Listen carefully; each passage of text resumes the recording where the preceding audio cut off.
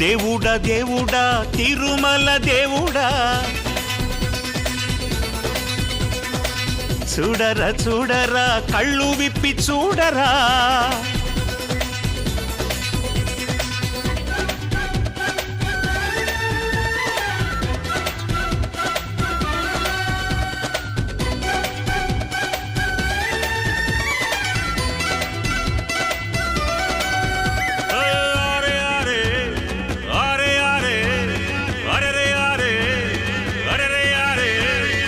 ఆలోచించు కొంచెం, రైతు బిడ్డ కష్టం, అందరి ఆకలి తీర్చేటందుకు ఓడుస్తాడు స్వేదం.